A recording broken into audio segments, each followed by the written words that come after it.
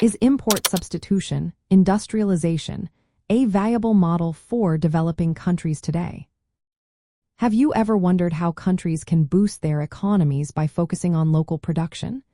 Import substitution industrialization, often called ISI, is one way to do just that.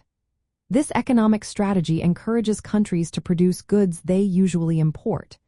It gained popularity in Latin America during the mid-20th century, especially in Argentina, Brazil, and Mexico. The main goal was to reduce dependence on foreign products, support local industries, and create jobs. But is this approach still relevant for developing countries today? To understand ISI, think about how it uses tariffs, quotas, and other protective measures. These tools help shield local businesses from international competition.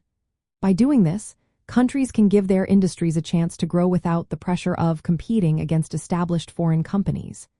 This strategy was particularly appealing during tough economic times, like the Great Depression, when nations needed to boost their internal production. In Latin America, ISI emerged as a response to economic challenges during the Great Depression and World War II. Leaders like Juan Domingo Perón in Argentina and Newell Vargas in Brazil adopted ISI policies to industrialize quickly. Initially, these policies led to economic growth and industrial development. However, as time went on, they also resulted in inefficiencies, corruption, and a lack of competitiveness in the global market. While ISI can help promote local industries and lessen reliance on imports, it often leads to inefficiencies and higher prices for consumers.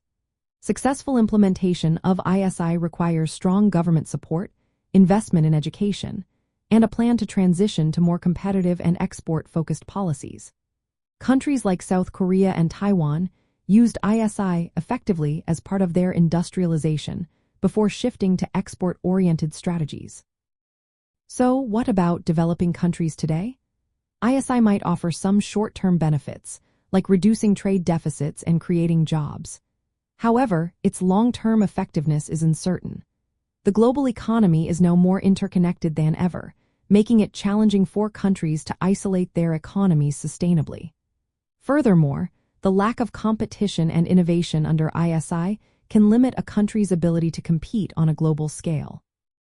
From a Latin cultural viewpoint, ISI is often seen as a nationalist strategy aimed at strengthening local industries and reducing foreign influence.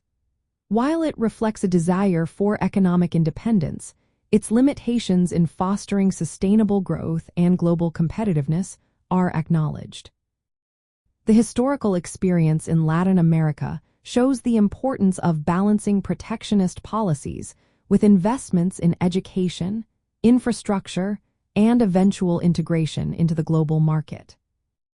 In summary, while import substitution industrialization can provide some immediate benefits, its long-term viability as an economic model for developing countries is limited. A more balanced approach that combines ISI with export-oriented strategies and investments in human capital may offer a better path for sustainable economic development.